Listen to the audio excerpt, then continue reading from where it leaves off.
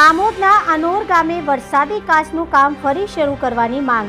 આમોદ તાલુકાના અનોર ગામના ગ્રામજનો દ્વારા નાયબ મામલતદારને આવેદનપત્ર આપી વરસાદી કાચ ખોદવાનું કામ ફરી શરૂ કરવાની માંગણી કરી હતી।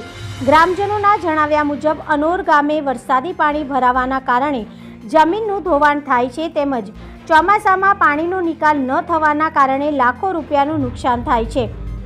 આ કાચ ખોદવાનું કામ ચાલુ હતું, પરંતુ એક પત્રકારના કહેવાથી 3 મીટરથી વધુ ખોદકામ કર્યું હોય તેવી ફરિયાદ ગામના તલાટી દ્વારા કરવામાં આવતા થતાં આ કામને અટકાવી દેવામાં આવ્યું હતું, જેથી ગ્રામજનોમાં વિરોધ જોવા મળ્યો હતો।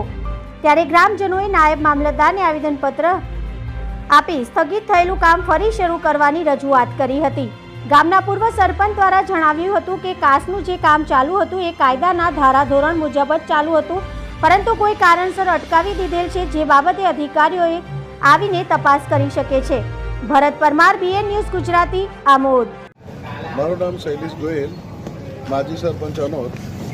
અમારા ગામમાં આવેલ કાચ દર ચોમાસાની અંદર પાણીનો નિકાલ ના થવાને કારણે ગામે સમગ્ર ગામે રેલવેમાં માટી જોઈતી હોય એ ખોદવા માટે આપેલ, અને અત્યારે માટીનું કામ બિલકુલ કાયદા અને ધારાધોરણ હેઠળ જ ચાલે છે, છતાં પણ અમુક પત્રકારો જેવા કે જાવેદભાઈ એવા લોકોએ એમની પોતાની લાંચ વસૂટ લેવા માટે ખોટી એજન્સી, તલાટી અને સરપંચને ખોટું દબાણ લાવીને ખોટા સમાચારો બનાવી અને અમારું કામ અટકાવેલ છે। કેટલા મીટરની પરમિશન હતી? 3 મીટર, અને અત્યારે 3 મીટરની કોને જાતે અધિકારી આવી જોઈને તપાસ કરી જોવે છે। અમે તો કહે છે આવો અત્યારે તમે રૂબરૂ ત્યાં ઉભા રહો। તલાટીના જે લેટર છે ગ્રામ પંચાયતનો, એની અંદર વધુ માટી ખોદાઈ છે એનો ઉલ્લેખ કરીને પણ તપાસ કરી લો ને, તમે આવીને જોઈ લો ને, પટ્ટી મૂકીને જોઈ લો, ખ્યાલ આવી જશે તમને કાયદેસર। અને જો કદાચ ખોટી ગયો હશે તો એજન્સી હાટે આપણે પગલાં લઈશું, એમાં અમે સંમત રહીશું।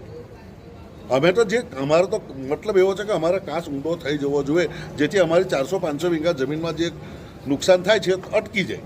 બીજો તલાટીનો એ ઉલ્લેખ હતો અંદર કે 40 દિવસનું પરમિશન છે, છતાં પણ ઉપરાંત દિવસો થઈ ગયા છે, છતાં પણ કામ ચાલુ છે। કામ જ 10 દિવસ પહેલા ચાલુ થયું છે, કામ જ 10 દિવસથી ચાલુ થયું છે।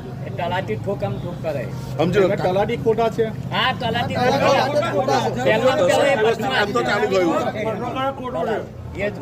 અને આ પત્રકાર ખોટી જતો દબાણ કરે છે પૈસામાં। પત્રકાર પૈસા લે છે, એની પાસે એથેન્ટિક પ્રૂફ ખરું? તમારી પાસે રેકોર્ડિંગ એવું કશું ખરું? પત્રકાર રેકોર્ડિંગ નથી કર્યું, આપણને શું ખબર કે આવું કરતા, બાકી રેકોર્ડિંગ રાખી જ નથી ને। એટલે તમે આક્ષેપ કરો છો એમ ને? હા, તો એ બીજું શું કામ હોય, ત્યાં કાયદેસરનું ચાલે છે। આવીને જોઈ જાય દર વર્ષે।